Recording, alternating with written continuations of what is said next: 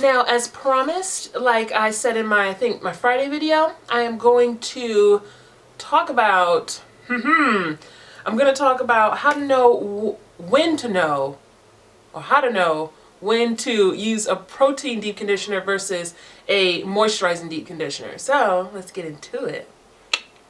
Now, if you want to know what's on my eyes, just check out my other video because I just did a video on, it's like a Valentine's Day video, I guess you want to call it. But anyway, let's get started.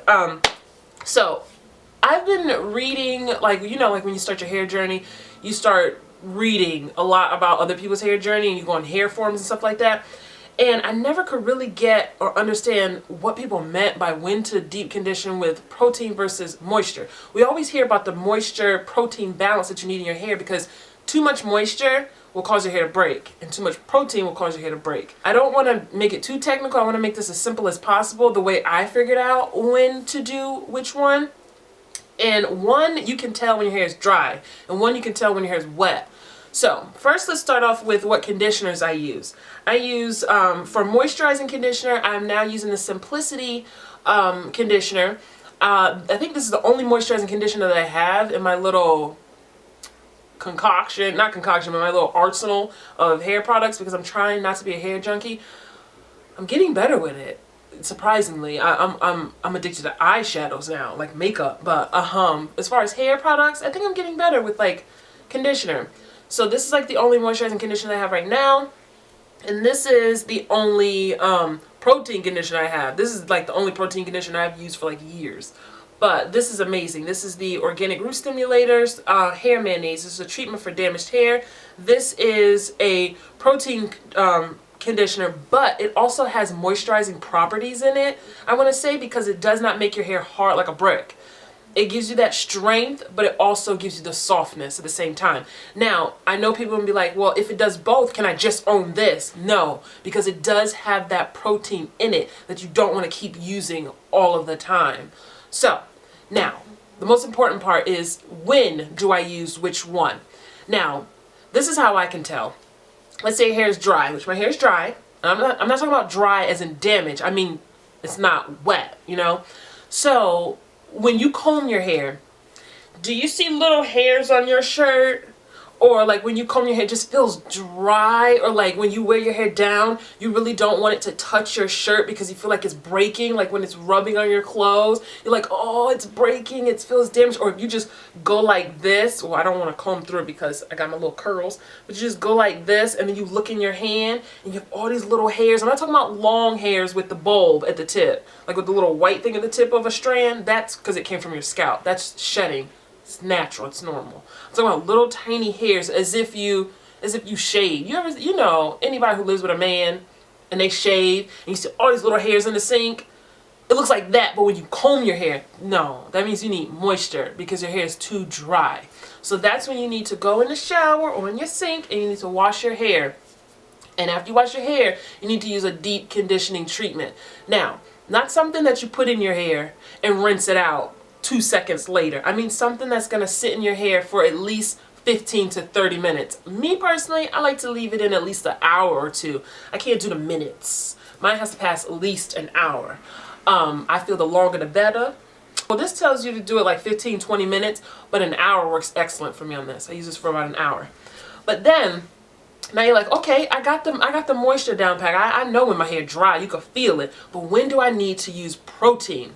Now this for me, I've learned when my hair is wet, I can tell when I need protein. I really can't tell when my hair is dry. I can't tell, but when my hair is wet. So when I go in the shower, and you know when you're in the shower and you washing your hair, after you wash your hair, you put the conditioner in. And you use your little conditioner comb or your shower comb, whatever you want to call it, and you comb it, and it feels as if your hair is going to snap when you're combing. Like, it's so sensitive. Like, oh my God, I can't comb it. And it feels springy, like a rubber band. Like, your hair feels like this, like springy, and as if you can't comb through it. I don't really know how to explain it. It just feels, some people say it feels mushy.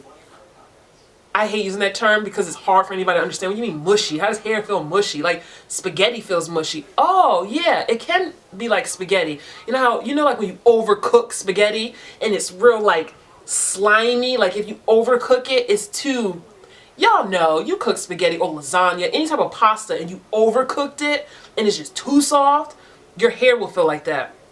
That means you have too much moisture in your hair and you need to balance it off with protein. Trust me, if you go in the shower tonight or whenever you go buy you some protein, go in the shower. If your hair feels like that, immediately put protein in there.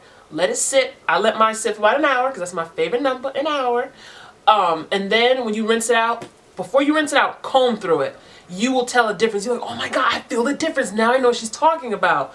Now, when you let these products sit in your hair for about an hour, some people like to use these little shower caps or like conditioning or color caps. I don't like that because I feel that it's not tight on your head. Like, you know, when it's on your head, it's not tight. So it feels to me like the water is evaporating off of your hair. You don't want to do that. You want to keep as much water on your head as possible. When you first put it on there, an hour later, because you know your hair can dry a lot within an hour. It can air dry pretty good within an hour. You don't want your hair to air dry. You want it to stay soaking wet.